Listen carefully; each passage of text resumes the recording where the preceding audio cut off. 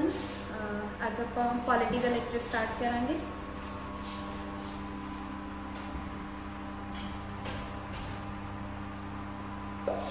Polity जिथे अपनी modern history खत्म होती है उतों जो अपना इंडिया का पोलिटिकल सिस्टम है पॉलिटी है वो स्टार्ट होती है। ठीक है, पॉलिटी बहुत एलैबोरेटिव सबजैक्ट है, बहुत कुछ है। मतलब अपना कॉन्स्टिट्यूशन कितों बनया, आर्टिकल्स कितों आए, ठीक है, ये आइडिया कौन लैके आया सीगा, बहुत कुछ ये है। ठीक है, सारे नालों पहला जो आप कॉन्स्टिट्यूशन ऑफ इंडिया की गल करिए, कॉन्स्टिट्यूशन ऑफ इंडिया अज का वैसे टॉपिक है शेड्यूल पढ़ने हैं, बट एक बार मैं थोड़ा थोड़ा सा बैकग्राउंड दसूँगी कॉन्स्टिट्यूशन ऑफ इंडिया का। ठीक है, कॉन्स्टिट्यूशन ऑफ इंडिया सारे नाल पहली गल कि जो अपना इंडिया का कॉन्स्टिट्यूशन है वो वर्ल्ड का सब तो लेंथीएस्ट कॉन्स्टिट्यूशन है जो मनिया जाता, सब तो वड्डा कॉन्स्टिट्यूशन है जो वर्ल्ड के इंडिया का है। ठीक है, सब तो पहली गल ये है कि जो कॉन्स्टिट्यूशन ऑफ इंडिया जो इंडिया का कॉन्स्टिट्यूशन जो संविधान है वो बनया है, उसका आइडिया कौन लेके आया, वो बनया किवें, सारे नाल पहला आप ये बारे गल करांगे। जो कॉन्स्टिट्यूशन ऑफ इंडिया की आप गल करिए तो यदा जो आइडिया है वो M.N. रॉय लेके आया सी, idea by M.N. Roy in 1934। M.N. Roy Manabendra Nath Roy यह जो बंदा सी जिन्हें कॉन्स्टिट्यूशन की गल की सी, सब तो पहला आइडिया है जो M.N. रॉय लेके आया सी। हुण कॉन्स्टिट्यूशन का बेस की सी, जो बेस है वो एक्ट ऑफ 1935 में कॉन्स्टिट्यूशन का बेस मनिया जाता। जो अपना कॉन्स्टिट्यूशन है वो एक्ट ऑफ 1935 के उपर बेस्ड है। हुण कॉन्स्टिट्यूशन है ये नहीं कि वो एक दिन का प्रोसैस सी या 2 दिनों का प्रोसैस सीगा, इनू पूरे 2 साल 11 महीने ते 18 दिन लग गए सी officially, 2 years 11 months and 18 days। पर यह सिर्फ एक बारी बुक्स के विचों पढ़न लई अपने को ये है, बट जो कॉन्स्टिट्यूशन का प्रोसैस है बहुत पहले ही स्टार्ट हो गया सी। जे तुसी एक्ट ऑफ 1919 पढ़ो तो वो तुहानूं पता लगता है कि कॉन्स्टिट्यूशन की उस टाइम पर भी गल की गई सी। हुण जो अपना कॉन्स्टिट्यूशन है इनू अडॉप्ट आप कर लिया सीगा 26 नवंबर 1949, अडॉप्टेड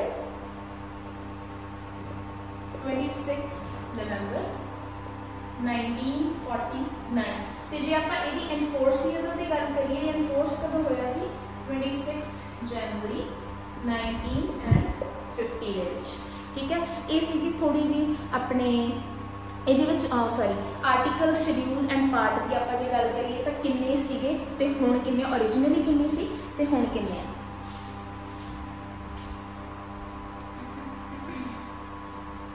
कॉन्स्टिट्यूशन के सब तो पहला की आते हैं जी आर्टिकल्स, पार्ट्स एंड शेड्यूल। ये जो शेड्यूल है जी इन्हें शेड्यूल ही पढ़ना है, इन्हें तुसीं स्कैजुअल नहीं कहना, आपका एक्सेंट नहीं मारना। ओरिजिनली NAC, एट प्रेजेंट ये हो गया जी 450। पार्ट्स ये पहला 22 सी, हुण 25 हो गया। शेड्यूल पहला 8 सीगे, एट प्रेजेंट ये 12 है। ठीक है, ये इन्हों के जिमें जिमें टाइम पैंदा जाता उवें उवें कि जो आर्टिकल्स है या पार्ट्स है या शेड्यूल है वो अगे अगे जोड़े है इंक्लूड होंगे गए है। इन्हों की मतलब कॉन्स्टिट्यूशन के आर्टिकल्स पढ़ने आप, पार्ट्स पढ़ने, शेड्यूल पढ़ने। हुण आज सारे पहला आप शेड्यूल नाल स्टार्ट करांगे कि किन्ने शेड्यूल सी, किवें बने, कित्थों आए, सारा कुछ आप ये बारे डिस्कस करांगे।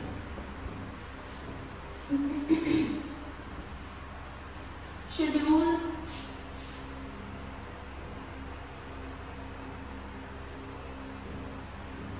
ओरिजिनली पहला 8 सीगे, 12 4 कॉन्स्टिट्यूशनल अमेंडमेंट्स के नाल है जोड़े ऐड हुए। एक और सारे नालों मेन गल जी आप याद रखनी है कि जी पॉलिटी हैगी है जिस तरीके अपने कॉन्स्टिट्यूशन के लिखा गया आप उस तरीके ही पढ़ना, उस तरीके ही याद करना। ये आप किसी भी तरह की कोई भी चीज़ हैगी जी आपके वालों हैगी है वो ऐड नहीं कर सकते। ठीक है, हुण अपने पहला 8 शेड्यूल से हुण 12 शेड्यूल है, तो हुण सब तो पहला आप फस्ट शेड्यूल की गल कर रहे हैं कि फस्ट शेड्यूल के की है। फर्स्ट शेड्यूल की है स्टेट्स एंड यूटीज की गल करता है, states and UTs. At present कितनी स्टेट है 28 स्टेट है, यूटीज कितनी है 8 यूटीज है। ये गल याद रखियो कि यूटीज 9 बन गई सी पर 9 तो फिर 8 हो गई क्योंकि दादरा एंड नगर हवेली है तो जी दामन एंड दीव हैगी उन्होंने मर्ज करता, इस करके वो दोबारा तो फिर जी 9 यूटीज बनिया सीगियां वापस तो किनिया 8 रह गई अपनी 28 स्टेट्स ते 8 यूटीज। स्टेट भी 29 हो गई सीगियां बट फिर अगेन जो उन्होंने यूटीज बनाता जम्मू कश्मीर ते लद्दाख में ये फिर 28 रह गई। तो ये गल याद रखियो please be focused on this कि ये जड़ियाँ सीगियां ये 9 हो गई सी बट दादरा एंड नगर हवेली दामन एंड दीव नूं लास्ट ईयर है जो मर्ज करता सीगा, इस करके फिर तो 8 रह गई। हुण आउंदा जी सैकेंड शेड्यूल। सैकेंड शेड्यूल दे विच की आउंदा सारे नाल पहला शेड्यूल है कि अपनी स्टेट्स ते अपनी यूटीज बारे गल करदे, कितनी स्टेट्स है कितनी यूटीज है उहदे बारे शेड्यूल गल करदे। ते सैकेंड शेड्यूल आउंदा जी ये गल करदा salaries and emoluments, salaries and emoluments. ये वैसे तो सर्कल 4 पार्ट्स के डिवाइड है A B C and D but आपां इन्ना डीप जाने की जरूरत हैगी है जी नहीं हैगी, तो आपां इहदे देखा कि किहदियां सैलरीज है तो किहदियां एमोलूमेंट्स है। ਜਿਹੜੀਆਂ सैलरीज ਆਪਾਂ ਨੂੰ बुक ਦੇ ਵਿੱਚ ਲਿਖੀਆਂ ਜਾਂ ਕਨਸਟੀਟਿਊਸ਼ਨ ਦੇ ਵਿੱਚ ਲਿਖੀਆਂ वैसे तो ਸਾਰੀਆਂ सैलरीज ਹੈਗੀਆਂ ਜਿਹੜੀਆਂ ਉਹ ਇਹਨਾਂ ਦੇ ਵਿੱਚ ਕਵਰ ਕਰਦੀਆਂ बट पर्टिकुलर ਜਿਹੜੇ ਨਾਮ ਉਹਨਾਂ ਨੇ ਆਪਾਂ ਨੂੰ ਦਿੱਤੇ ਹੋਏ ਆ ਕਿਹਦੀਆਂ सैलरीज है ਆਪਾਂ ਸਿਰਫ ਉਹੀ ਜਿਹੜੇ ਜੇ ਕੁਐਸਚਨ ਸੌਰੀ ਪੇਪਰ ਦੇ ਵਿੱਚ ਕੁਐਸਚਨ ਆਉਂਦਾ ਤਾਂ ਆਪਾਂ ਸਿਰਫ ਉਹਨਾਂ ਨੂੰ ਟਿਕ ਕਰਾਂਗੇ, ਆਪਦੇ ਵੱਲੋਂ ਕੁਝ ਵੀ ਯਾਦ ਇਹਦੇ ਵਿੱਚ ਨਹੀਂ ਕਰਨਾ। ਹੁਣ ਇਹ ਕੀ ਹੈ ਸੈਂਟਰ ਤੇ ਸਟੇਟ ਲੈਵਲ ਦੋਵੇਂ ਹੀ ਹੈ, ਇਹਨਾਂ ਨੂੰ ਯਾਦ ਕਰਨ ਦਾ ਸੌਖਾ ਤਰੀਕਾ ਦੇਖੋ ਜੀ ਸੈਂਟਰ ਤੇ ਪ੍ਰੈਜ਼ੀਡੈਂਟ ਹੈ ਤਾਂ ਪ੍ਰੈਜ਼ੀਡੈਂਟ ਦੇ ਨਾਲ ਮਿਲਦਾ ਜੁਲਦਾ ਆਪਣੇ ਸਟੇਟ ਦੇ ਵਿੱਚ ਕੀ ਹੁੰਦਾ ਗਵਰਨਰ ਹੁੰਦਾ, ਠੀਕ ਹੈ। ਇੱਥੇ ਸਪੀਕਰ, ਡੈਪੂਟੀ ਸਪੀਕਰ, ਚੇਅਰਮੈਨ ਤੇ ਵਾਈਸ ਚੇਅਰਮੈਨ ਆਫ ਲੋਕ ਸਭਾ ਤੇ ਰਾਜ ਸਭਾ ਹੁੰਦਾ। ਉਸੇ ਹੀ ਸੇਮ ਕੰਟੈਕਸਟ ਦੇ ਵਿੱਚ ਹੀ ਜਦੋਂ ਕਿ ਇੱਥੇ ਸਪੀਕਰ ਹੈ, ਡੈਪੂਟੀ ਸਪੀਕਰ ਹੈ, वाइस चेयरमैन तो चेयरमैन लोक सभा तो राज्य सभा का उस तरीके ही सेम ही इधर स्टेट वाली साइड पर की है स्टेट लैजिस्लेटिव असैंबली तो स्टेट लैजिस्लेटिव काउंसल के जोड़े स्पीकर डैप्यूटी स्पीकर जोड़े होंगे है वो आते हैं, ठीक है। इस तो बिना जजेस ऑफ सुप्रीम कोर्ट,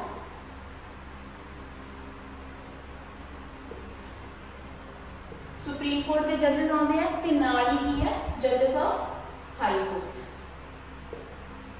ये तो हो गए जी जेडे मेन मतलब अपने स्टेट के वो जेडे कि डायरैक्टली लोगों के नाल रिलेटेड होंगे उन्हां नाल इंटरैक्शन करते। इस तो बिना जिहड़ा अपने कॉन्स्टिट्यूशन के विच ऐड हैगा जिहड़ा अपने उत्थे लिखिया गया शेड्यूल सैकेंड दे विच मैंशन हैगा वो हैगा controller and auditor general of India, controller and auditor general of India.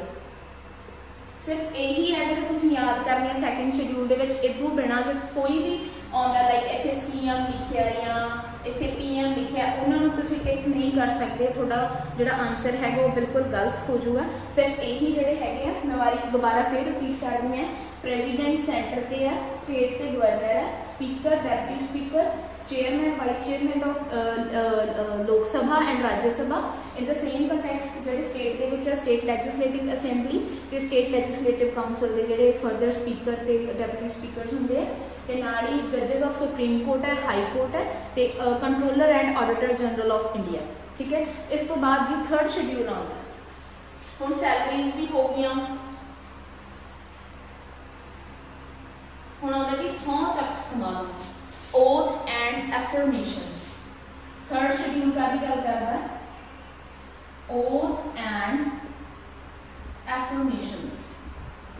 इहदे विच इन्ना ही है कि किन्ना नूं सौं चुकाई जाती है, कौन किहनूं सौं चुकाउंदा है, ठीक है। इहदे विच कौन कौन इंक्लूड होंदे हैं मैंबर ऑफ लैजिस्लेचर, लैजिस्लेचर मीनस पार्लीमेंट, ठीक है। जिहड़े MPs होंदे हैं ਮਿਨਿਸਟਰਸ ਹੁੰਦੇ ਆ ਤੇ ਜੱਜਸ ਹੁੰਦੇ ਆ ਆਪਣੀ ਹਾਈ ਕੋਰਟ ਤੇ ਸੁਪਰੀਮ ਕੋਰਟ ਤੇ, ਉਹ ਮਤਲਬ ਜਿਹੜੇ ਹੈਗੇ ਆ ਇਹਨਾਂ ਦੇ ਵਿੱਚ 3rd ਸ਼ਡਿਊਲ ਦੇ ਵਿੱਚ ਜਿਹੜੇ ਹੈਗੇ ਆ ਉਹਨਾਂ ਨੂੰ ਐਡ ਕੀਤਾ ਜਾਂਦਾ। ਤੇ ਇਹ ਤੋਂ ਬਿਨਾਂ ਇਹਦੇ ਵਿੱਚ ਜੇ ਹੁਣ ਆਪਾਂ ਜੱਜਸ ਦੀ ਗੱਲ ਕਰੀਏ, ਫਰਦਰ ਆਪਾਂ ਗੱਲ ਕਰਾਂਗੇ ਕਿ ਜਿਹੜੇ ਜੱਜਸ ਆ ਉਹਨਾਂ ਨੂੰ ਸਹੁੰ ਕੌਣ ਚੁਕਾਉਂਦਾ, ਜਿਹੜਾ ਪ੍ਰੈਜ਼ੀਡੈਂਟ ਆ ਉਹਨਾਂ ਨੂੰ ਸਹੁੰ ਕੌਣ ਚੁਕਾਉਂਦਾ। ਇਹਨਾਂ ਦੇ ਵਿੱਚ ਕਨਫਿਊਜ਼ਨ ਬਹੁਤ ਜ਼ਿਆਦਾ ਹੁੰਦੀ ਹੈ, ਤਾਂ ਪਲੀਜ਼ ਇਹਨਾਂ ਨੂੰ ਫੋਕਸ ਹੋ ਕੇ ਤੁਸੀਂ ਸੁਣਨਾ ਪੂਰਾ, ਠੀਕ ਹੈ। ਇਹ ਤਾਂ 3 ਸ਼ਡਿਊਲ ਸੀ। ਇਹਦੇ ਵਿੱਚ ਓਥ ਐਂਡ ਐਫਰਮੇਸ਼ਨ ਦੇ ਵਿੱਚ ਬਸ ਇੰਨਾ ਹੀ ਹੈ ਕਿ ਸਹੁੰ ਚੁਕਾਈ ਜਾਂਦੀ ਹੈ ਮਿਨਿਸਟਰਸ ਨੂੰ। ਮੈਂ ਲਿਖ ਦਿੰਦੀ ਹਾਂ, ministers, member of legislature, legislature का मतलब पार्लियामेंट,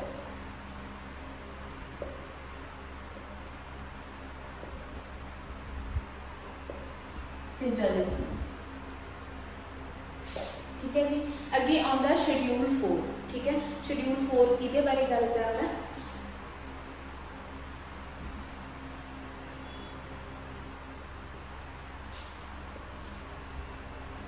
शेड्यूल 4 गल करदा जी एलोकेशन ऑफ सीट्स,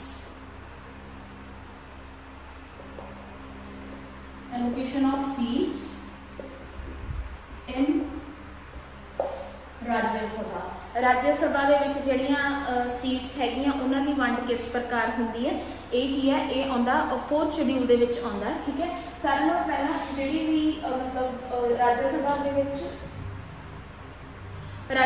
ਵਿੱਚ ਜਿਹੜੀਆਂ ਸੀਟਸ ਹੈਗੀਆਂ ਉਹ ਪਾਪੂਲੇਸ਼ਨ ਦੇ ਹਿਸਾਬ ਨਾਲ ਹੈਗੀਆਂ, ਜਿਹੜੀਆਂ ਡਿਵਾਈਡ ਕੀਤੀਆਂ ਜਾਂਦੀਆਂ on the basis of population.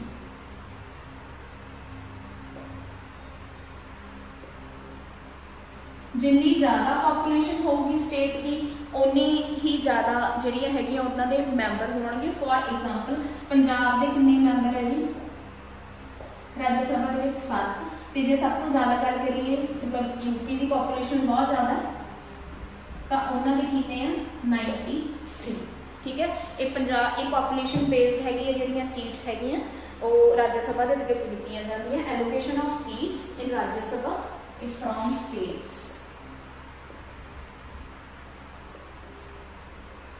ठीक है। पॉपुलेशन बेस्ड होती है, ठीक है। ये इन्ना ही है। अगे है शेड्यूल 5, जो 5th ते 6th शेड्यूल है उन्होंने बहुत ध्यान नाल सुनना है। बहुत थोड़ा जिहा डिफरेंस है, थोड़ी जी कन्फ्यूजन भी हुई, थोड़ा क्वेश्चन है जो आंसर है वो गलत हो जाएगा।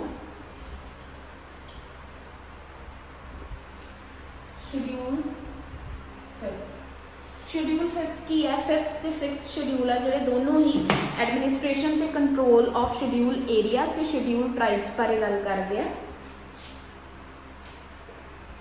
Administration and control of schedule areas and schedule tribes. ਜਿਹੜਾ 5th ਸ਼ਡਿਊਲ ਹੈ ਇਹਦੇ ਵਿੱਚ 10 ਸਟੇਟਸ ਇਨਕਲੂਡ ਹੈ। ਇਹਦੇ ਵਿੱਚ 10 ਸਟੇਟਸ ਦੀ ਗੱਲ ਕੀਤੀ ਹੈ। ਜਿਹੜੀਆਂ ਸਟੇਟਸ ਇਹਦੇ ਵਿੱਚ ਐਡ ਹੈ ਉਹ ਸ਼ਡਿਊਲ 6 ਦੇ ਵਿੱਚ ਐਡ ਨਹੀਂ ਹੈਗੀਆਂ। ਸੋ ਇਹਨਾਂ ਨੂੰ ਬਹੁਤ ਧਿਆਨ ਨਾਲ ਸੁਣਨਾ ਕਿ ਕਿਹੜੀਆਂ 10 ਜਿਹੜੀਆਂ ਸਟੇਟਸ ਹੈਗੀਆਂ। ਇੱਕ ਹੈਗੀ ਗੁਜਰਾਤ, ਹਿਮਾਚਲ ਪ੍ਰਦੇਸ਼, ਆਂਧਰਾ ਪ੍ਰਦੇਸ਼, तेलंगाना, छत्तीसगढ़,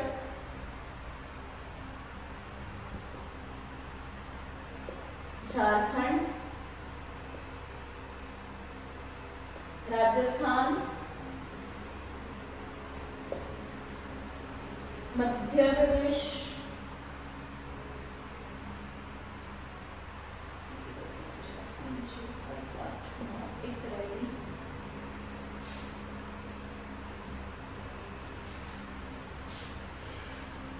महाराष्ट्र।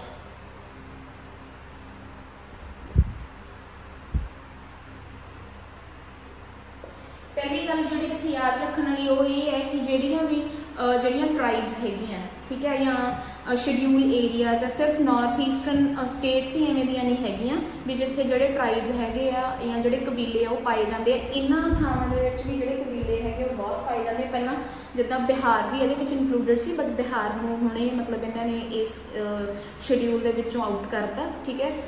बहुत सारियां मतलब जड़ियां हैगियां ट्राइब्स हैगियां वो इन्हां एरियाज दे विच जड़ियां हैगियां आपां नूं ਮਿਲਦੀਆਂ।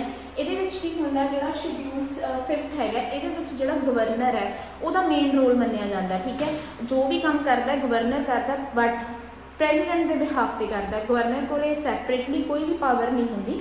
ਠੀਕ ਹੈ, ਪਰ ਕਿਤੇ ਨਾ ਕਿਤੇ ਜਿਹੜਾ ਗਵਰਨਰ ਹੈਗਾ ਉਹਦਾ ਇੱਥੇ ਕੀ ਰੋਲ ਰਹਿੰਦਾ ਕਿ ਉਹ ਜਿਹੜਾ ਸ਼ਡਿਊਲ ਏਰੀਆ ਹੈਗਾ ਉਹਨੂੰ ਵਧਾ ਜਾਂ ਘਟਾ ਸਕਦਾ। ਕੋਈ ਵੀ ਪਰਟੀਕੂਲਰ ਟੈਰੀਟੋਰੀਅਲ ਇੱਕ ਕੋਈ ਵੀ ਜੋਗ੍ਰਾਫਿਕਲ ਤੁਸੀਂ ਏਰੀਆ ਲਾ ਲਓ, ਫੋਰ ਐਗਜ਼ਾਮਪਲ ਗੁਜਰਾਤ ਦਾ ਕੋਈ ਏਰੀਆ ਹੈ,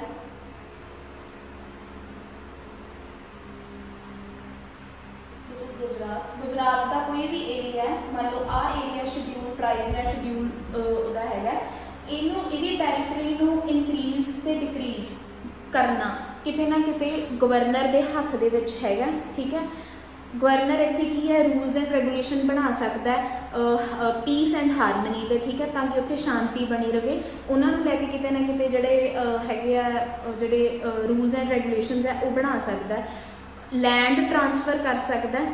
ठीक है, किते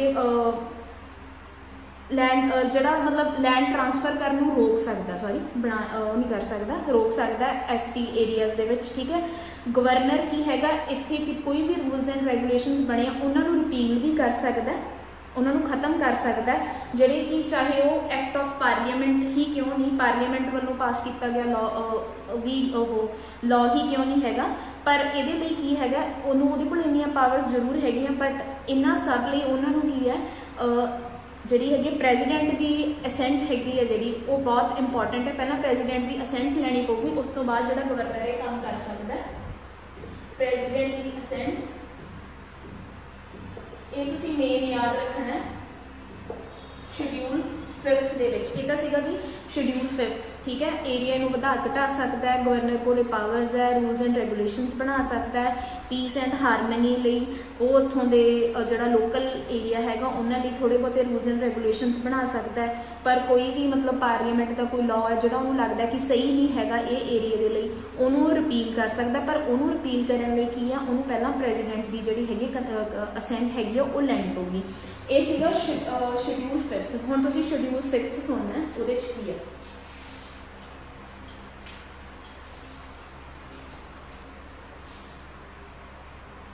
शेड्यूल 6 ਉਹਦੇ ਵਿੱਚ 10 ਸਟੇਟ ਸੀਗੀਆਂ। ਹੁਣ ਇਹਦੇ ਵਿੱਚ ਪਾਰਟਿਕੂਲਰ ਨਾਰਥ ਈਸਟਰਨ ਸਟੇਟਸ ਹੈ, north eastern states Naxalite areas ਆਪਾਂ ਜਿਵੇਂ ਕਹਿ ਦਿੰਦੇ ਆ। ਇਹਦੇ ਵਿੱਚ ਅਸਾਮ ਹੈ, ਮਿਜ਼ੋਰਮ, ਮੇਘਾਲਿਆ ਤੇ ਤ੍ਰਿਪੁਰਾ।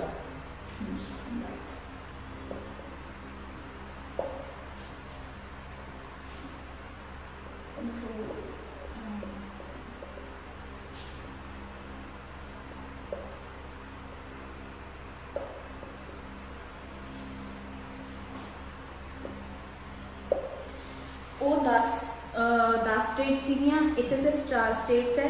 ਇਹਦੇ ਵਿੱਚ ਕੀ ਹੈ, ਇਹ 4 स्टेट ਸੈਪਰੇਟਲੀ ਕਿਉਂ ਹੈ, ਤਾਂ ਕਿ ਇਹਨਾਂ ਨੂੰ ਸੇਫ ਕੀਤਾ ਜਾ ਸਕੇ।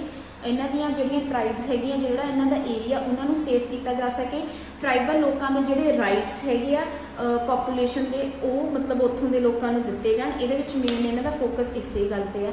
ਠੀਕ ਹੈ, ਇਹ ਕੀ ਹੈ ਸੇਫਗਾਰਡ, ਮਤਲਬ ਸੇਫਗਾਰਡ ਕਿਵੇਂ ਪ੍ਰੋਵਾਈਡ ਕਰ ਸਕਦੇ ਆ, ਉਹਨਾਂ ਨੂੰ ਕਿਵੇਂ ਸੇਫ ਰੱਖਿਆ ਜਾ ਸਕਦਾ ਹੈ। ਜਿਵੇਂ ਉੱਧਰਲੇ ਏਰੀਆਜ਼ ਦੇ ਵਿੱਚ ਬਹੁਤ ਸਾਰੀ ਡਿਸਟਰਬੈਂਸ ਰਹਿੰਦੀ, ਆਪਾਂ ਨੂੰ ਵੀ ਪਤਾ। ਠੀਕ ਹੈ, ਨਕਸਲਿਜ਼ਮ ਹੈ, ਜਾਂ ਜਿਹੜੇ ਮਤਲਬ ਬਾਰਡਰ ਏਰੀਆ ਤੋਂ ਬੰਗਲਾਦੇਸ਼ ਦੇ ਲੋਕ ਇੱਧਰ ਆ ਜਾਂਦੇ ਆ ਜਾਂ ਡਿਸਟਰਬੈਂਸ ਕ੍ਰੀਏਟ ਕਰਦੇ ਆ। ਉਹਨਾਂ ਲਈ ਕੀ ਹੈ, ਇਹ ਆਟੋਨੋਮਸ ਡਿਸਟ੍ਰਿਕਟ ਕਾਉਂਸਲ ਬਣਾਈ ਹੈ ਇਹਨਾਂ ਏਰੀਆਜ਼ ਦੇ ਵਿੱਚ, autonomous district council। autonomous district councils बनी है। ਇਹ ਕਾਉਂਸਲਸ ਬਣਾਉਣ ਦਾ ਰੀਜ਼ਨ ਕੀ ਹੈ, ਇਹ ਕੀ ਕਰਦੇ ਆ, ਇਹਦੇ ਵਿੱਚ ਕੀ ਹੈ, ਇਹ ਜਿਹੜੇ ਆਟੋਨੋਮਸ ਡਿਸਟ੍ਰਿਕਟ ਕਾਉਂਸਲਸ ਹੈ ਨਾ, ਇਹ ਫਰਦਰ ਡਿਸਟ੍ਰਿਕਟ ਇਹ ਰੀਜਨਲ ਕਾਉਂਸਲ ਤੇ ਡਿਸਟ੍ਰਿਕਟ ਕਾਉਂਸਲਸ ਬਣਾਈਆਂ ਤਾਂ ਕਿ ਉੱਥੇ ਜਿਹੜੇ ਲੈਜਿਸਲੇਟਿਵ ਤੇ ਜਿਹੜੀਆਂ ਜੁਡੀਸ਼ੀਅਲ ਪਾਵਰਸ ਹੈਗੀਆਂ ਉਹਨਾਂ ਨੂੰ ਰੈਗੂਲੇਟ ਕੀਤਾ ਜਾ ਸਕੇ। ਮਤਲਬ ਇੱਕ ਡਿਸਟ੍ਰਿਕਟ ਦੇ ਵਿੱਚ ਇੱਥੋਂ ਦੇ ਜਿਹੜੇ MLAs ਹੈ, ਜਿਹੜਾ ਇਹ ਰੀਜਨ ਦੇ ਜਿਹੜੇ ਇਹ 4 ਰੀਜਨਸ ਮੈਂ ਤੁਹਾਨੂੰ ਲਿਖ ਲਿਖੇ ਹੈ ਇਹਨਾਂ ਦੇ ਜਿਹੜੇ MLAs ਹੈਗੇ ਉਹਨਾਂ ਨੂੰ ਹੀ ਆਟੋਨੋਮਸ ਪਾਵਰਸ ਦਿੱਤੀਆਂ ਜਾਂਦੀਆਂ ਕਿ ਉਹ ਉੱਥੇ ਰੂਲਸ ਰੈਗੂਲੇਸ਼ਨਸ ਬਣਾ ਸਕਦੇ ਆ।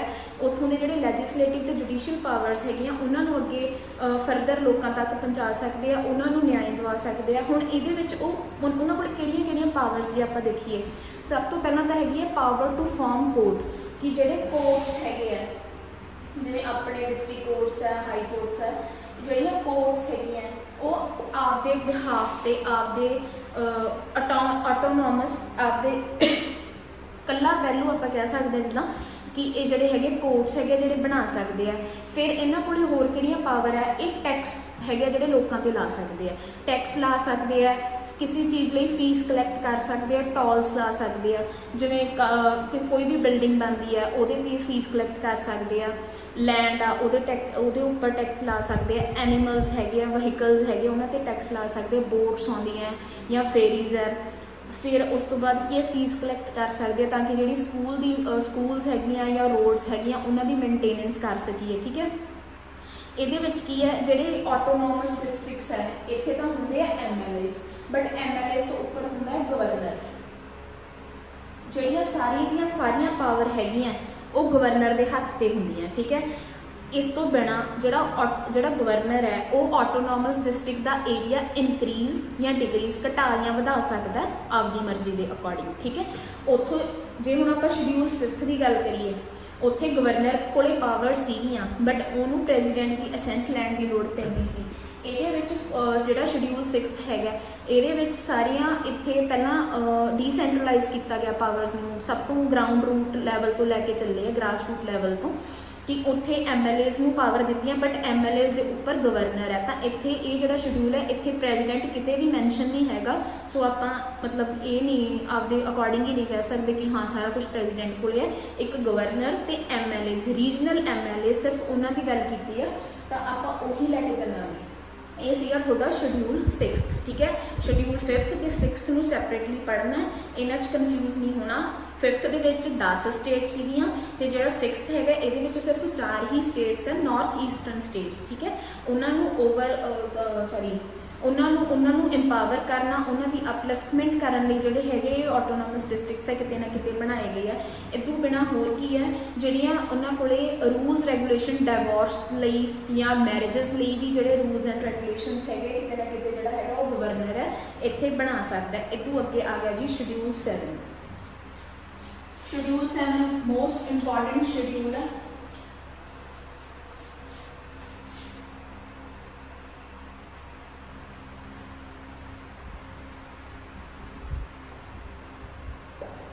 ਸ਼ਡਿਊਲ 7 ਕਾਹਦੇ ਬਾਰੇ ਗੱਲ ਕਰਦਾ ਹੈ, ਡਿਵੀਜ਼ਨ ਆਫ ਪਾਵਰਸ,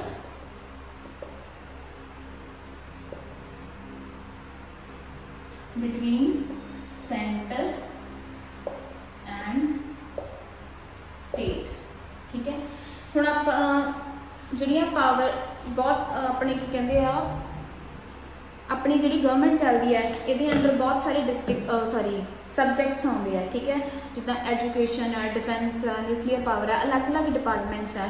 ਹੁਣ ਇਹਨਾਂ ਡਿਪਾਰਟਮੈਂਟਸ ਨੂੰ ਕੌਣ ਦੇਖਦਾ, ਉਹਨਾਂ ਦੀ ਦੇਖਭਾਲ ਕੌਣ ਕਰਦਾ, ਸੈਂਟਰ ਲੈਵਲ 'ਤੇ ਕੌਣ ਹੈ, ਸਟੇਟ ਲੈਵਲ 'ਤੇ ਕੌਣ ਹੈ, ਜਾਂ ਫਿਰ ਇਹ ਦੋਵੇਂ ਕਿਸੇ ਡਿਪਾਰਟਮੈਂਟ ਲਈ ਇਕੱਠੇ ਹੋ ਕੇ ਕੋਲੈਬੋਰੇਟ ਕਰਕੇ ਡਿਸੀਜ਼ਨ ਲੈ ਸਕਦੇ ਆ ਜਾਂ ਨਹੀਂ ਲੈ ਸਕਦੇ। ਇਸ ਕਰਕੇ ਜਿਹੜੀਆਂ ਆਪਣੇ ਸੈਂਟਰ ਤੇ ਸਟੇਟ ਲੈਵਲ ਹੈਗਾ ਇਹਨਾਂ 'ਤੇ ਡਿਵੀਜ਼ਨ ਆਫ ਪਾਵਰਸ ਕੀਤੀਆਂ ਗਈਆਂ। ਪਾਵਰਸ ਕੀ ਕੀਤੀਆਂ ਗਈਆਂ, ਕੁਛ ਤਰ੍ਹਾਂ ਦੇ ਡਿਪਾਰਟਮੈਂਟਸ ਆ ਜਿਹੜੇ ਇਕੱਲੇ ਸਟੇਟਸ ਨੂੰ ਦਿੱਤੇ ਗਏ ਆ, ਕੁਛ ਹੈਗੇ ਜਿਹੜੇ ਇਕੱਲੇ ਸੈਂਟਰ ਨੂੰ ਦਿੱਤੇ ਗਏ ਆ, ਕੁਛ ਕਿ ਇਹੋ ਜਿਹੇ ਜਿਹੜੇ ਦੋਨਾਂ ਕੋਲੈਬੋਰੇਟ ਕਰਦੇ ਆ। ਹੁਣ ਇਹ ਮਹਿਕਮੇ ਦੇਣ ਦਾ ਮਕਸਦ ਕੀ ਹੈ, ਜਿਹੜੇ ਸਟੇਟ ਦੇ ਅੰਡਰ ਜਿਹੜੇ ਸਬਜੈਕਟਸ ਆਉਂਦੇ ਆ, ਜਿਹੜੇ ਫਾਰ ਐਗਜ਼ਾਮਪਲ ਐਜੂਕੇਸ਼ਨ ਲਾ ਲਓ, ਪੁਲਿਸ ਲਾ ਲਓ, ਪ੍ਰਿਜ਼ਨ ਲਾ ਲਓ, ਇਹਦੇ 'ਚ ਕੀ ਹੈ ਕਿ ਜਿਹੜੀ ਸਟੇਟ ਹੈਗੀ ਹੈ ਉਹ ਇੰਡੀਵਿਜੂਅਲ ਤੌਰ 'ਤੇ ਕਿਸੇ ਵੀ ਤਰ੍ਹਾਂ ਦਾ ਕੋਈ ਵੀ ਡਿਸੀਜ਼ਨ ਆਪਦੇ ਡਿਪਾਰਟਮੈਂਟ ਦੇ ਅਕੋਰਡਿੰਗ ਲੈ ਸਕਦੀ ਹੈ, ਡਿਪਾਰਟਮੈਂਟ ਨੂੰ ਕਿਸੇ ਵੀ ਤਰ੍ਹਾਂ ਦੇ ਆਰਡਰ ਦੇ ਸਕਦੀ ਹੈ। ਇਹਦੇ ਵਿੱਚ ਸੈਂਟਰ ਦੀ ਕਿਸੇ ਵੀ ਤਰ੍ਹਾਂ ਦੀ ਦਖਲਅੰਦਾਜ਼ੀ ਨਹੀਂ ਹੋਊਗੀ। ਠੀਕ ਹੈ, ਇਸ ਤੋਂ ਬਿਨਾਂ ਜਿਹੜਾ ਸੈਂਟਰ ਹੈ, ਜਿਹੜੇ ਡਿਪਾਰਟਮੈਂਟ ਸੈਂਟਰ ਦੇ ਅੰਡਰ ਆਉਂਦੇ ਆ ਉਹਦੇ ਵਿੱਚ ਸਟੇਟ ਕਿਸੇ ਵੀ ਤਰ੍ਹਾਂ ਦੀ ਕੋਈ ਵੀ ਇੰਟਰਫੇਰੈਂਸ ਨਹੀਂ ਕਰ ਸਕਦੀ। ਤੇ ਇੱਕ ਆਉਂਦੀ ਹੈ ਯੂਨੀਅਨ ਲਿਸਟ। ਯੂਨੀਅਨ ਕੀ ਹੈ ਜੀ, ਸਟੇਟ ਤੇ ਕੰਕਰੈਂਟ ਲਿਸਟ। ਕੰਕਰੈਂਟ ਲਿਸਟ ਦੇ ਵਿੱਚ ਕੀ ਹੈ, ਜਿਹੜਾ ਸਟੇਟ ਹੈ ਤੇ ਸੈਂਟਰ ਹੈ ਇਹਨਾਂ ਦੋਵਾਂ ਨੂੰ ਇਕੱਠੇ हो के कोलैबोरेट करके जिहड़ा है डिसीजन है वो लैना पैंदा है। ठीक है, ये ना तो कल्ली सेंटर की ही मर्जी चल सकती है तो ना ही कल्ली स्टेट की मर्जी चल सकती है, दोवां की प्रॉपर कंसेंट होगी तो डिसीजन है जिहड़ा वो लिया जाता है। सो हुण आपां देखते हैं ये की है सेंट्रल लिस्ट, स्टेट लिस्ट,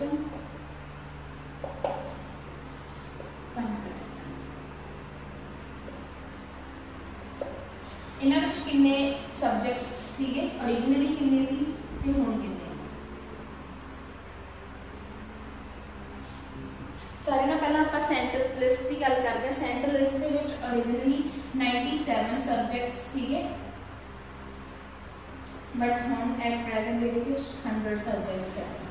इवें ही जिहड़ा स्टेट लिस्ट है इहदे विच पहला 66 सबजैक्ट सी, हुण इहदे विच 61 सबजैक्ट है। तो जो कंकरेंट लिस्ट है ये पहला 42 सबजैक्ट सी, हुण इहदे विच सॉरी 47 सबजैक्ट सीगे, हुण इहदे विच 52 सबजैक्ट्स है। जे आपां सेंटर नूं ही यूनियन लिस्ट भी कहते हैं, कन्फ्यूज ना हो जाए यूनियन और सेंट्रल लिस्ट। जे हुण आपां इहदी गल करिए यूनियन और सेंट्रल लिस्ट के अंडर किहड़े किहड़े जिहड़े हैगे आ सबजैक्ट्स आते हैं, जिवें आप कह सकते हैं न्यूक्लीयर पावर,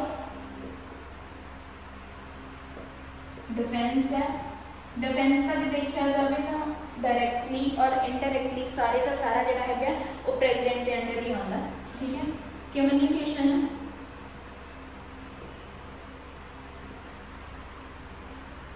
इंटरनेशनल रिलेशंस है,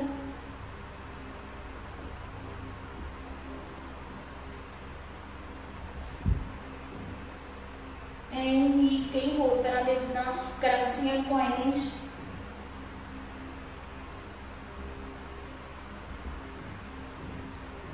ये स्टेट का कोई रोल नहीं है।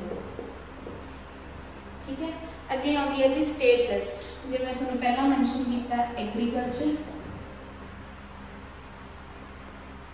पुलिस, प्रिजन, सैनिटेशन,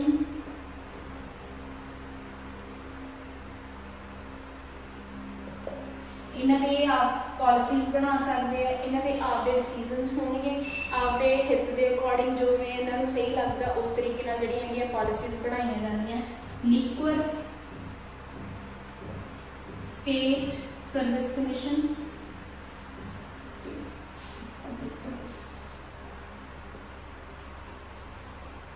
ये इन्होंने अंडर आ गया। हुण वो सबजैक्ट्स है, इस तो बिना होर भी कई तरह के सबजैक्ट्स इन्होंने अंडर आ गया। हुण अगे आ गया जी कंकरेंट लिस्ट, जिन्हों पे दोवें जने ये फैसला कर सकते।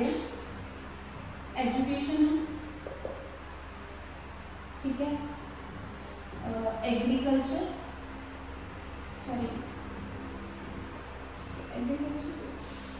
सॉरी ट्रांसफर ऑफ प्रॉपर्टी,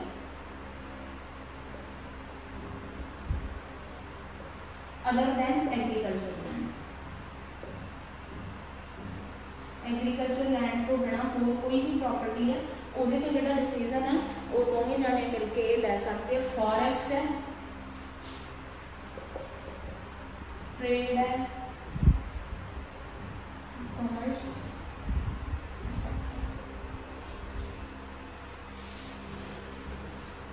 ये हो गया थोड़ा शेड्यूल 8। ठीक है, division of powers between centre and state, centre list आ, स्टेट लिस्ट आ ते कंकरेंट लिस्ट है। ये सबजैक्ट्स तुसीं जरूर याद रखने कि ओरिजिनली किन्ने सी ते एट प्रेजेंट किन्ने है। ठीक है, टाइम बाय टाइम चेंज भी होंदे जाते, तो प्लीज़ तुसीं आपदे आप नूं जिहड़ा हैगा वो अपडेट करते रहा करो। जिवें स्टेट्स दे विच भी या ये सबजैक्ट्स हो गए, या जिवें अपना जजिज ऑफ सुप्रीम कोर्ट हो गए, जजिज ऑफ हाई कोर्ट हो गए, with regarding to the concern state तुसीं जिहड़ा हैगा आपदे आप नूं थोड़ा जा अपडेट करते रहा करो। ठीक है, इस तो नैक्सट है शेड्यूल 9, सॉरी शेड्यूल 8, इसी का 7।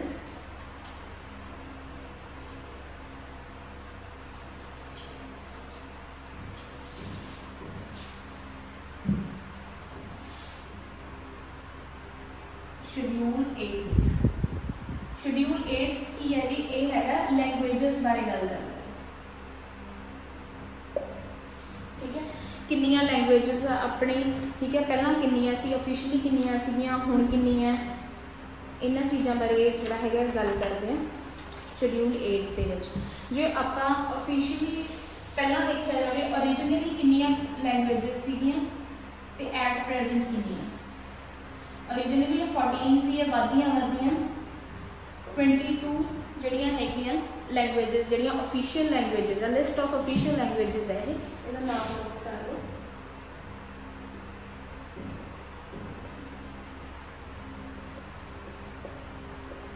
ਲਿਸਟ ਆਫ ਆਫੀਸ਼ੀਅਲ ਲੈਂਗੁਏजेस ਜਦੋਂ ਇਹ ਹੋਇਆ ਸੀ ਸਟਾਰਟ, ਜਦੋਂ ਉਹਨਾਂ ਨੂੰ ਕੀਤਾ ਗਿਆ ਸੀ ਉਦੋਂ 14 ਸੀ, ਵੱਧਦੀਆਂ ਇਹ 22 ਹੋ ਗਈਆਂ।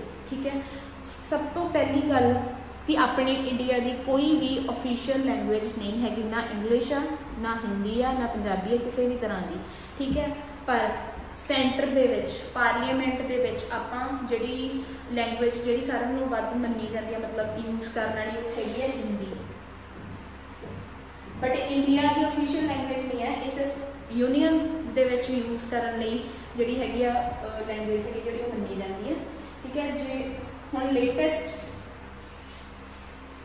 ਹਿੰਦੀ ਲੇਟੈਸਟ ਤੁਹਾਨੂੰ ਪੁੱਛਿਆ ਜਾਵੇ ਕਿ ਜਿਹੜੀਆਂ ਲੇਟੈਸਟ ਲੈਂਗੁਏजेस ਹੈਗੀਆਂ ਜਿਹੜੀਆਂ ਉਹ ਐਡ ਕੀਤੀਆਂ ਗਈਆਂ ਤਾਂ ਕਿਹੜੀਆਂ, ਸਭ ਤੋਂ ਲੇਟੈਸਟ ਹੈਗੀਆਂ ਮੈਥਲੀ, ਬੋਡੋ, ਸੰਥਾਲੀ, ਖੋਸੀ, ਡੋਗਰੀ। ਇਹਨਾਂ ਨੂੰ ਐਡ ਕੀਤਾ ਗਿਆ 92nd Amendment Act 2003। ਠੀਕ ਹੈ, ਇਹਦੇ ਵਿੱਚ ਕੀ ਹੈ, ਮੈਂ ਤੁਹਾਨੂੰ ਇੱਕ ਗੱਲ ਦੱਸਦੀ ਹਾਂ ਕਿ ਕੋਈ ਵੀ ਤੁਸੀਂ ਕਨਸਟੀਟਿਊਸ਼ਨਲ ਅਮੈਂਡਮੈਂਟ ਪੜ੍ਹਨੀ ਹੈ, ਇਹ ਆਪਦੇ ਆਪ ਦੀ ਗੰਦੀ ਆਦਤ ਪਾ ਲਓ ਕਿ ਉਹਦਾ ਨਾਲ ਈਅਰ ਤੁਸੀਂ ਜ਼ਰੂਰ ਯਾਦ ਕਰਨਾ। ਜੇ ਤੁਹਾਨੂੰ ਈਅਰ ਨਹੀਂ ਯਾਦ ਹੈਗਾ ਤਾਂ ਉਹਦਾ ਵੀ ਯਾਦ ਕੀਤੀ ਦਾ ਕੋਈ ਫਾਇਦਾ ਨਹੀਂ ਹੈਗਾ। ਹੁਣ ਜਿਹੜੀ ਮੈਂ ਤੁਹਾਨੂੰ ਹਿੰਦੀ ਵਾਲੀ ਗੱਲ ਕੀਤੀ ਹੈ, ਆਰਟੀਕਲ 343 ਹੈ ਆਪਣੇ ਇੰਡੀਅਨ ਕਨਸਟੀਟਿਊਸ਼ਨ ਦਾ, ਆਰਟੀਕਲ 343, ਇਹਦੇ ਵਿੱਚ ਇਹ ਲਿਖਿਆ ਗਿਆ ਹੈਗਾ ਕਿ ਜਿਹੜੀ Hindi official language of union, official language of union. ਠੀਕ ਹੈ, ਹੋਰ ਵੀ ਬਹੁਤ ਸਾਰੀਆਂ ਮਤਲਬ ਐਡ ਹੁੰਦੀਆਂ ਗਈਆਂ ਸੀ ਹੌਲੀ ਹੌਲੀ ਰੀਜਨਲ ਬੇਸਡ ਜਿੱਦਾਂ ਲੈਂਗੁਏजेस, ਬਟ ਲੇਟੈਸਟ ਹੈਗੀਆਂ ਜਿਹੜੀਆਂ ਉਹ ਇਸ 92nd ਕਨਸਟੀਟਿਊਸ਼ਨਲ ਅਮੈਂਡਮੈਂਟ 2003 ਦੇ ਨਾਲ ਜਿਹੜੀਆਂ ਐਡ ਹੋਈਆਂ। ਇਹ ਤਾਂ ਹੋ ਗਈਆਂ ਜੀ official language, list of official language. Official languages ਤੋਂ ਬਿਨਾਂ ਇੱਕ ਆਉਂਦੀਆਂ ਕਲਾਸੀਕਲ ਲੈਂਗੁਏजेस। ਹੁਣ ਕਲਾਸੀਕਲ ਲੈਂਗੁਏजेस ਕਿਹੜੀਆਂ ਹੁੰਦੀਆਂ, ਕਲਾਸੀਕਲ ਲੈਂਗੁਏजेस ਇੰਡੀਆ ਦੇ ਵਿੱਚ ਟੋਟਲ 6 ਨੰਬਰ ਹੈ। ਠੀਕ ਹੈ, ਕਲਾਸੀਕਲ ਲੈਂਗੁਏजेस ਉਹ ਹੁੰਦੀਆਂ ਜਿਹੜੀਆਂ 1500 ਸਾਲ ਤੋਂ ਪੁਰਾਣੀਆਂ, ਜਿਹੜੀਆਂ ਲੈਂਗੁਏजेस 1500 ਸਾਲ ਪਹਿਲਾਂ ਤੋਂ ਜਿਹੜੀਆਂ ਲੈਂਗੁਏजेस ਚੱਲਦੀਆਂ ਆ ਰਹੀਆਂ, ਉਹਨਾਂ ਨੂੰ ਜਿਹੜਾ ਹੈਗਾ ਕਲਾਸੀਕਲ ਲੈਂਗੁਏजेस ਕਿਹਾ ਜਾਂਦਾ। Older than 1500 of years, 1500 years। ਠੀਕ ਹੈ, ਹੁਣ ਜੇ ਤੁਹਾਨੂੰ ਪੁੱਛੇ ਕਿ ਸਭ ਤੋਂ ਪੁਰਾਣੀ ਜਿਹੜੀ ਆਫੀਸ਼ੀਅਲ ਕਲਾਸੀਕਲ ਲੈਂਗੁਏਜ ਹੈ ਤਾਂ ਉਹ ਕਿਹੜੀ ਹੈ, ਤੁਹਾਡੇ ਚੋਂ 90% 90 to 95% ਸਾਰੇ ਜਣੇ ਟਿਕ ਕਰ ਦੇਣਗੇ ਸੰਸਕ੍ਰਿਤ। ਬਟ ਸੰਸਕ੍ਰਿਤ ਨਹੀਂ, ਸਭ ਤੋਂ ਪੁਰਾਣੀ ਹੈਗੀ ਹੈ ਤਮਿਲ। ਇਹ ਓਲਡੈਸਟ ਕਲਾਸੀਕਲ ਲੈਂਗੁਏਜ ਹੈ।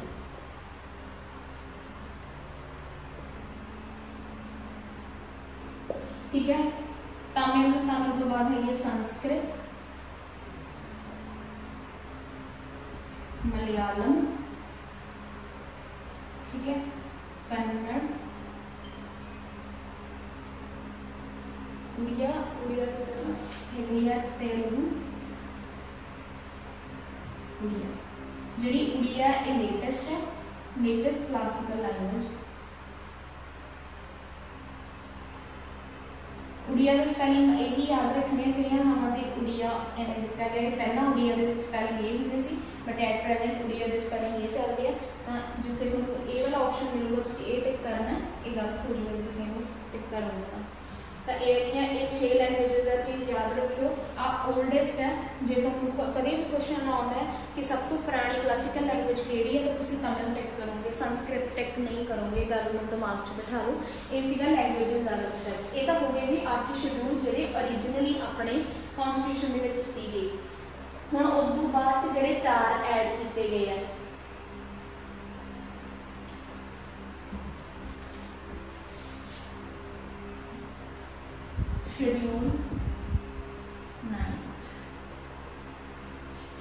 शेड्यूल 9th की है, इनू फर्स्ट कॉन्स्टिट्यूशनल अमेंडमेंट 1951 के नाल ऐड किया सीगा, ठीक है। तो ये काहदे नाल डील करता, ये करता जी लैंड रिफॉर्म्स ते abolition of zamindari system. Zamindari system खत्म करता सीगा ते लैंड रिफॉर्म्स हैगे जिहड़े उन्हां दे लई रूल्स एंड रेगुलेशनस बनाए सीगे। मैं लिखनी है first constitutional amendment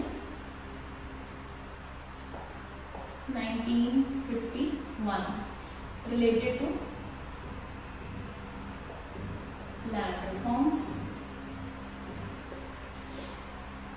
and abolition of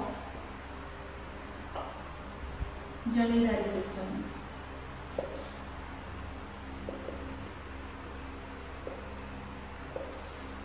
हुण इहदे विच की होया सीगा, इस डेट तुसीं याद रखनी है 24 अप्रैल 1973। ये डेट रिलेटेड है जी केशवानंद भारती केस।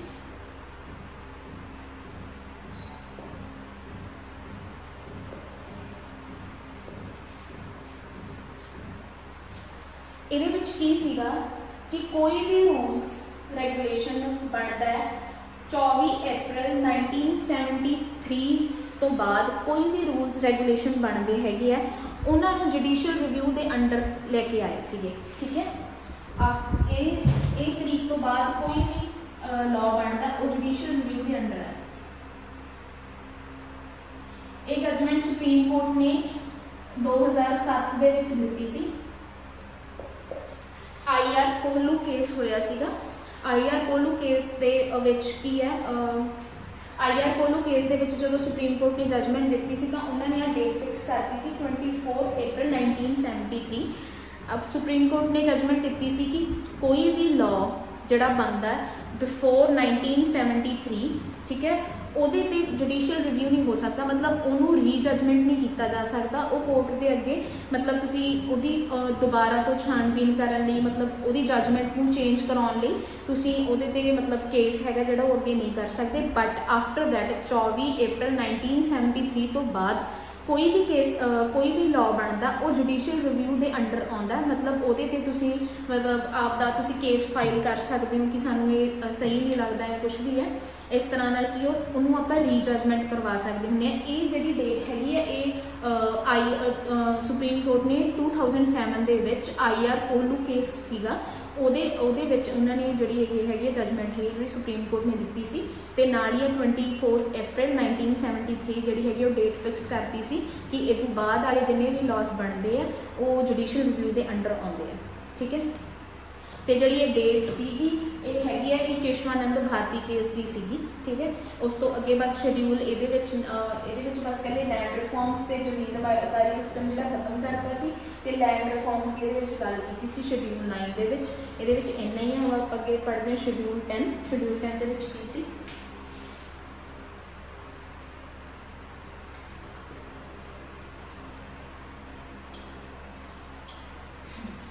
शेड्यूल 10 है जी anti defection law.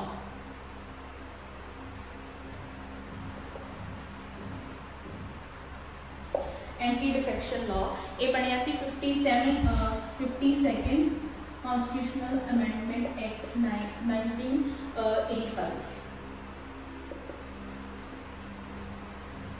Anti defection law हुण एंटी डिफेक्शन लॉ की हुंदा जदों कोई भी MP MLA या MCs हैगे आ उन्होंने डिफेक्शन उन्होंने डिसक्वालीफाई कर दिता जाए। उन्होंने on the ground of defection के ग्राउंड पर जो उन्होंने कुछ मतलब गलत किया या 3-4 क्राइटेरिया हैगे उन्होंने उलंघना की है तो उन्होंने एंटी डिफेक्शन लॉ लग जाता, उन्होंने डिसक्वालीफाई कर दिता जाता।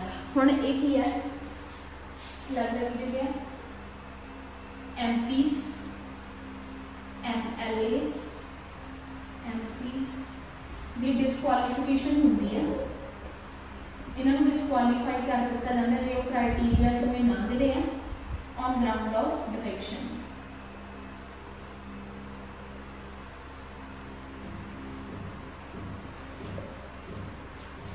ਇਹਦੇ ਵਿੱਚ ਕੀ ਹੈ, ਜਦੋਂ ਕੋਈ MP ਜਾਂ MLA ਜਾਂ ਕੋਈ MC ਹੈਗਾ ਵੋਲੰਟੈਰੀਲੀ ਆਪਦੀ ਮਰਜ਼ੀ ਦੇ ਨਾਲ ਜਿਹੜੀ ਆਪਦੀ ਪੋਲੀਟੀਕਲ ਜਿਹੜੀ ਹੈਗੀ ਹੈ ਮੈਂਬਰਸ਼ਿਪ ਹੈਗੀ ਆ ਉਹਨੂੰ ਕੀ ਹੈਗਾ ਛੱਡ ਦੇ, ਤਾਂ ਉਹਦੇ 'ਤੇ ਉਦੋਂ ਐਂਟੀ ਡਿਫੈਕਸ਼ਨ ਜਿਹੜਾ ਲਾਅ ਹੈਗੀ ਹੈ ਪਾਰਟੀ ਤੋਂ ਕੱਢਣਾ, ਉਹਨਾਂ ਨੂੰ ਪਾਰਟੀ ਤੋਂ, ਡਿਫੈਕਸ਼ਨ ਦਾ ਮਤਲਬ ਹੁੰਦਾ ਪਾਰਟੀ ਤੋਂ ਕੱਢਣਾ, anti defection law means party ਤੋਂ ਕੱਢਣਾ।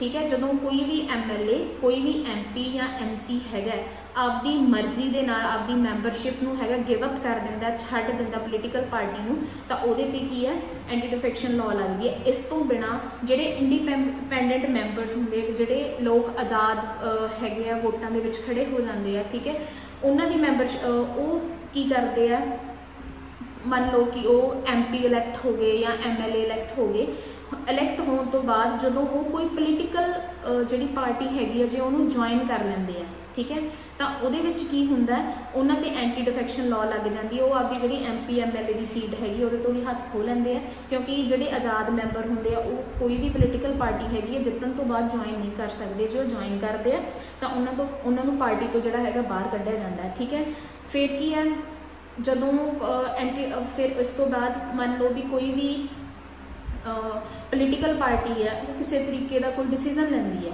ਠੀਕ ਹੈ, ਡਿਸੀਜ਼ਨ ਦੇ ਵਿੱਚ ਕੀ ਹੈ ਕਿ ਉਹਦੇ ਜਿਹੜੇ ਪਾਰਟੀ ਮੈਂਬਰਸ ਹੈਗੇ ਉਹਨਾਂ ਦੀ ਗੱਲ ਨਹੀਂ ਮੰਨਦੇ, ਠੀਕ ਹੈ, ਤਾਂ ਉਦੋਂ ਉਹਨਾਂ 'ਤੇ ਐਂਟੀ ਡਿਫੈਕਸ਼ਨ ਲਾਅ ਲੱਗ ਜਾਂਦੀ ਹੈ। ਇਹਦੇ 'ਤੇ 2/3 ਮੈਜੋਰਿਟੀ ਅਤੇ 1/3 ਮੈਜੋਰਿਟੀ ਦਾ ਇੱਕ ਕ੍ਰਾਈਟੀਰੀਆ ਹੈਗਾ, ਠੀਕ ਹੈ, ਜਿਹੜੇ ਜੇ ਤਾਂ ਪਾਰਟੀ ਦੇ ਮੈਂਬਰ 1/3 ਮੈਂਬਰ ਹੈਗੇ ਆ ਉਹਨਾਂ ਦੀ ਡਿਸੀਜ਼ਨ ਦਾ ਨੂੰ ਨਹੀਂ ਮੰਨਦੇ ਤਾਂ ਉਦੋਂ ਉਹਨਾਂ 'ਤੇ ਐਂਟੀ ਡਿਫੈਕਸ਼ਨ ਲੱਗ ਜਾਂਦੀ ਹੈ, ਠੀਕ ਹੈ, ਉਹਨਾਂ ਨੂੰ ਪਾਰਟੀ ਤੋਂ ਬਾਹਰ ਕੱਢ ਦਿੱਤਾ ਜਾਂਦਾ।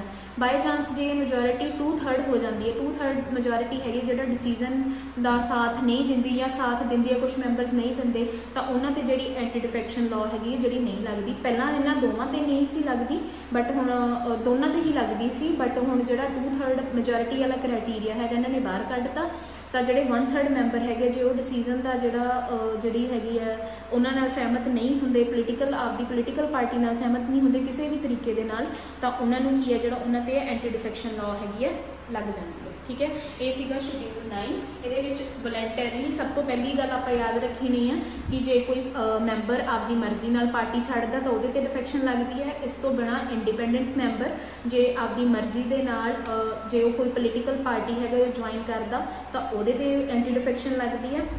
ਫਿਰ 2/3 ਮੈਜੋਰਿਟੀ ਵਾਲਾ ਹੈਗਾ ਜਿਹੜਾ ਡਿਸੀਜ਼ਨ ਪੋਲੀਟੀਕਲ ਪਾਰਟੀ ਦਾ ਸਾਥ ਨਹੀਂ ਦਿੰਦੀਆਂ ਤਾਂ ਉਹਨਾਂ 'ਤੇ ਡਿਫੈਕਸ਼ਨ ਨਹੀਂ ਲੱਗਦੀ, ਅਤੇ ਇਹੀ ਜੇ 1/3 ਹੋਣ ਤਾਂ ਉਹਨਾਂ 'ਤੇ ਜਿਹੜੀ ਹੈਗੀ ਹੈ ਜਿਹੜੀ ਡਿਫੈਕਸ਼ਨ ਹੈਗੀ ਉਹ ਲੱਗ ਜਾਂਦੀ ਹੈ। ਠੀਕ ਹੈ, this is anti defection law. ਜ਼ਿਆਦਾ ਡੀਪ ਜਾਣ ਦੀ ਮਤਲਬ ਇਹਦੇ ਵਿੱਚ ਲੋੜ ਨਹੀਂ ਹੈਗੀ ਤੁਹਾਨੂੰ।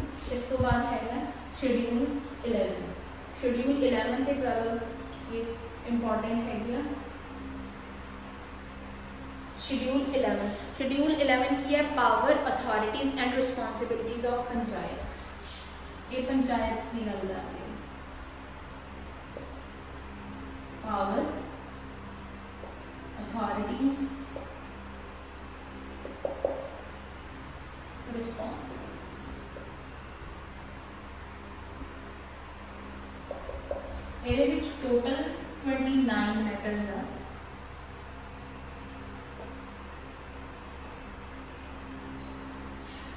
ਮੈਟਰਸ ਹੈ, ਤੇ ਇਹਨੂੰ 73rd ਅਮੈਂਡਮੈਂਟ ਐਕਟ 1992 ਨਾਲ ਜਿਹੜਾ ਹੈਗਾ ਉਹ ਐਡ ਕੀਤਾ ਗਿਆ ਸੀਗਾ। ਇਹਦੇ ਵਿੱਚ ਕੀ ਹੈ ਕਿ ਪਹਿਲਾਂ ਜਿਹੜੀਆਂ ਪੰਚਾਇਤ ਤੇ ਮਿਊਨਿਸਪੈਲਿਟੀ ਸੀਗੀਆਂ ਉਹਨਾਂ ਨੂੰ ਇੰਨਾ ਕੋਈ ਕਨਸਟੀਟਿਊਸ਼ਨਲ ਜਿਹੜੇ ਹੈਗੀ ਹੈ ਹੱਕ ਜਿਹੜਾ ਸੀ ਉਹ ਨਹੀਂ ਮਿਲਿਆ ਸੀ, ਬਟ ਇਹਦੇ ਸ਼ਡਿਊਲ ਦੇ ਵਿੱਚ ਐਡ ਕਰਨ ਦੇ ਨਾਲ ਕਿ ਜਿਹੜਾ ਉਹ ਉਹਨਾਂ ਦਾ हैगा कॉन्स्टिट्यूशनली उन्होंने मन्निया गया। ये 29 सबजैक्ट मैटर सीगे जिहड़े उन्होंने इनवॉल्व किए सी, ठीक है। पंचायतां दियां पंचायत कोले की पावर्स है, उन्होंने की अथॉरिटीज़ है, तो उन्होंने की रिस्पॉन्सिबिलिटीज़ है आगे पिंड नूं लैके आगे, मतलब जिहड़ा उन्होंने कोले पर्टिकुलर एरिया है, चाहे एक पिंड है चाहे 2 पिंड है, तो उत्थे की है इनू 73rd कॉन्स्टिट्यूशनल अमेंडमेंट एक्ट 1992 दे नाल ऐड किया सी। सब तो पहला तो इन्होंने पावर्टी एलिवेशन करनी है। हुण ये पावर्टी एलिवेशन किवें कर सकते हैं, ठीक है। गरीबी नूं घटाउणा, पंचायतां कित्थे मदद कर सकदियां गरीबी नूं घटाउण दे विच। अपने रूरल जदों आपां रूरल एरियाज़ में डिवेलपमेंट करते हैं, वो आपको लेबर की लड़ पैंदी है, फोर्स की लड़ पैंदी है, ठीक है। जे साफ सफाई करवाई जाए, बिल्डिंग्स बनवाइया जान प्रॉपर, जिमें पिछों गवर्नमेंट तो ग्रांट्स आउंदियां हैं, जो उन्होंने सही तरीके नाल लाया जाए तो किते ना किते जी पावर्टी एलिवेशन हैगी है वो पिंडों में हो सकती है। जो उन्होंने प्रॉपर काम मिलूगा, वुमेन नूं मिलूगा, मैनस नूं काम मिलूगा, तो जे उन्होंने प्रॉपर काम मिलता रहूगा तो किते ना किते जी उन्होंने अपलिफ्टमेंट आ वो होगी, ठीक है। इस तो बाद की है फैमिली वैलफेयर है, सोशल वैलफेयर है, सोशल वेलफेयर, फैमिली वेलफेयर, उन्होंने जिउण के पद्धर उपर चकना ही इन्हों का किते ना किते मेन मकसद है, ठीक है। प्रॉपर उन्होंने पानी सप्लाई करवाना, ड्रिंकिंग वाटर, सैनिटेशन साफ सफाई, ठीक है, रोड्स, बिल्डिंग्स की मेनटेनेंस, स्कूल की मेनटेनेंस,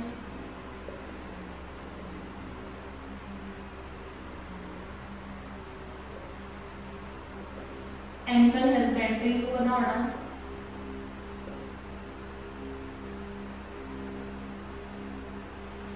ठीक है। इस तो बिना की है कल्चरल एक्टिविटीज करवानियां ताकि लोग वध तो वध चीज़ों बारे अवेयर हो सकन, ठीक है। उन्होंने बाहरी दुनिया बारे पता लग सके, जोड़े पिंडों तो बिल्कुल ही बाहर नहीं आते, उन्होंने मतलब उन्होंने अपलिफ्टमेंट होनी, टेक्निकल ट्रेनिंग देनी, वोकेशनल ट्रेनिंग देनी,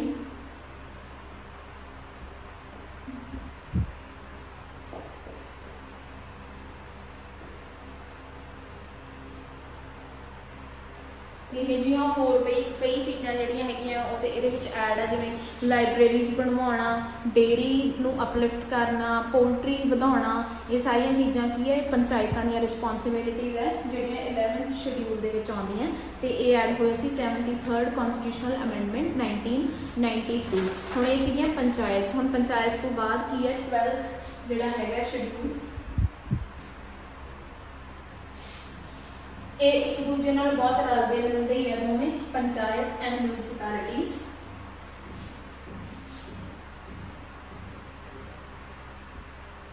पिंडों के लैवल पर पंचायत सीगियां ते शहरों के लैवल पर जिहड़ा हैगा म्यूनसिपैलिटीज आ गया सी। इहदे विच 18 मैटर्स सीगे जिहड़े इन्हां ने इनवॉल्व कीते सी। ये सी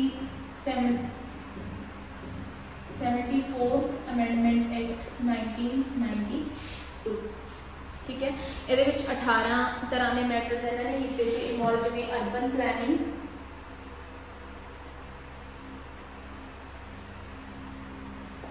ठीक है, जोड़े सिटीज़ हैगा उन्होंने प्लैन करना प्रॉपर तरीके नाल उन्होंने, ताकि साफ सफाई चलती रहे, सैनिटेशन होवे, रोड्स एंड ब्रिजेस बनवाने,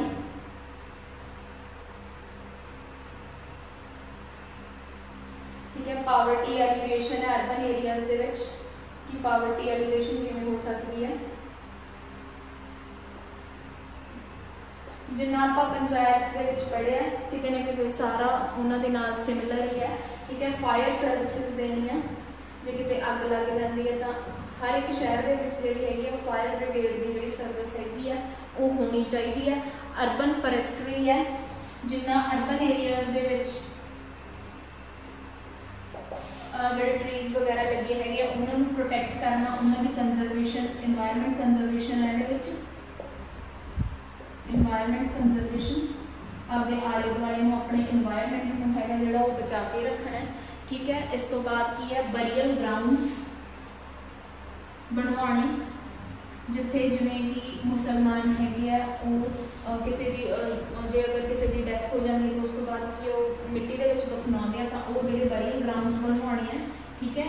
ਕ੍ਰੀਮੇਸ਼ਨ ਗਰਾਊਂਡਸ ਹੋਣੇ ਚਾਹੀਦੇ ਜਿੱਥੇ ਆਪਣੇ ਲੋਕ ਜਿਹੜੇ ਹੈਗੇ ਆ ਸੰਸਕਾਰ ਕਰਦੇ ਆ ਅੱਗ ਲਾ ਕੇ, ਜਿਵੇਂ ਆਪਣੇ ਹਿੰਦੂਜ਼ ਆ ਜਾਂ ਸਿੱਖ ਫੈਮਲੀਜ਼ ਹੈਗੀਆਂ ਉਹ ਜਿਵੇਂ ਕ੍ਰੀਮੇਸ਼ਨ ਹੈਗੇ ਆ ਉਹ ਮਤਲਬ ਬੰਦੇ ਨੂੰ ਜਲਾ ਕੇ ਕਰਦੇ ਆ, ਤਾਂ ਕ੍ਰੀਮੇਸ਼ਨ ਹੁੰਦਾ ਜਿੱਥੇ ਸੰਸਕਾਰ ਕੀਤਾ ਜਾਂਦਾ, ਠੀਕ ਹੈ, ਉਹਨੂੰ ਕਹਿੰਦੇ ਕ੍ਰੀਮੇਸ਼ਨ। ਸੰਸਕਾਰ ਕਰਨ ਨੂੰ ਕ੍ਰੀਮੇਸ਼ਨ ਕਹਿੰਦੇ, ਤੇ ਕ੍ਰੀਮੇਸ਼ਨ ਗਰਾਊਂਡ ਜਿਵੇਂ ਆਪਾਂ ਜਿਹਨਾਂ ਨੂੰ ਕਹਿ ਦਿੰਦੇ ਆ ਸਿਵੇ, ਪੰਜਾਬੀ ਦੇ ਵਿੱਚ ਸਿਵੇ ਕਹਿ ਦਿੰਦੇ ਆ, ਠੀਕ ਹੈ। ਇੱਕ ਹੁੰਦੀ ਹੈ ਜੀ ਇਲੈਕਟ੍ਰੀਕਲ ਕ੍ਰੀਮੇਸ਼ਨ, ਇਲੈਕਟ੍ਰਿਕ ਕ੍ਰੀਮੇਸ਼ਨ ਜਿਹੜਾ ਅੱਜ ਕੱਲ੍ਹ ਇਹ ਨਵਾਂ ਮਤਲਬ ਚੱਲ ਪਿਆ, ਉਹ ਇਲੈਕਟ੍ਰਿਕ ਭੱਠੀ ਜਿਹੀ ਬਣਾ ਦਿੰਦੇ ਅਤੇ ਉਹਦੇ ਵਿੱਚ ਬੰਦੇ ਨੂੰ ਬਾਲ ਕੇ ਤੇ 5-10 ਮਿੰਟਾਂ ਦੇ ਵਿੱਚ ਜਿਹੜਾ ਹੈਗਾ ਮਤਲਬ ਜਿਹੜੀ ਡੈਡ ਬੋਡੀ ਹੈਗੀ ਉਹ ਜਮਾਂ ਜਲ ਜਾਂਦੀ ਹੈ, ਠੀਕ ਹੈ। ਇਹਨਾਂ ਨੂੰ ਮੇਨਟੇਨ ਕਰਨਾ, ਇਹਨਾਂ ਨੂੰ ਬਣਵਾਉਣਾ ਉਹ ਇਹਨਾਂ ਦੀ ਜਿਹੜੀ ਹੈਗੀ ਆ ਮਿਊਨਿਸਪੈਲਿਟੀਜ਼ ਹੈਗੀਆਂ, ਇਹਨਾਂ ਦੀਆਂ ਰਿਸਪੋਂਸਿਬਿਲਿਟੀਜ਼ ਆਉਂਦੀਆਂ।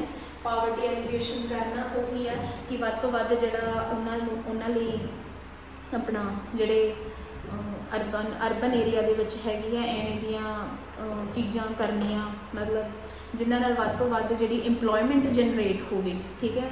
ਕੋਈ ਰੋਡਸ ਹੈ, ਕੋਈ ਬਿਲਡਿੰਗਸ ਹੈ, ਜਾਂ ਕੋਈ ਕੰਸਟਰਕਸ਼ਨ, ਹੋਰ ਕੋਈ ਕੰਸਟਰਕਸ਼ਨ ਵਰਕ ਹੈਗਾ ਗਵਰਨਮੈਂਟ ਨਾਲ ਰਿਲੇਟਡ ਹੈ, ਜਾਂ ਫਿਰ ਜਿਹੜੀਆਂ ਮੇਰੇ ਪਿੰਡਾਂ ਦੇ ਵਿੱਚ ਮਨਰੇਗਾ ਸਕੀਮ ਚੱਲਦੀ ਆ ਤਾਂ ਉਹਨਾਂ ਨੂੰ ਕੰਮ ਦੇਣਾ। ਲਿਟਰਲੀ ਦਾ ਮਤਲਬ ਇਹਦਾ ਮਤਲਬ ਇਹੀ ਹੈ ਕਿ ਜਿਹੜੀ ਹੈਗੀ ਇੰਪਲੋਇਮੈਂਟ ਜਨਰੇਟ ਕਰਨਾ, ਚਾਹੇ ਉਹ ਕਿਸੇ ਵੀ ਲੈਵਲ 'ਤੇ ਹੋਵੇ, ਠੀਕ ਹੈ। ਇਹ ਆਪਣੇ ਸੀਗੇ ਸ਼ਡਿਊਲ ਜਿੰਨੇ ਆਪਾਂ ਪੜ੍ਹਦੇ 12 ਸ਼ਡਿਊਲ ਸੀਗੇ, ਠੀਕ ਹੈ। ਇੱਥੇ ਜਿਹੜਾ ਟੌਪਿਕ ਹੈਗਾ ਉਹ ਖਤਮ ਹੁੰਦਾ, ਅਤੇ ਇਸ ਤੋਂ ਬਾਅਦ ਆਪਾਂ ਅੱਗੇ ਨੈਕਸਟ ਸਟਾਰਟ ਕਰਾਂਗੇ। So thank you.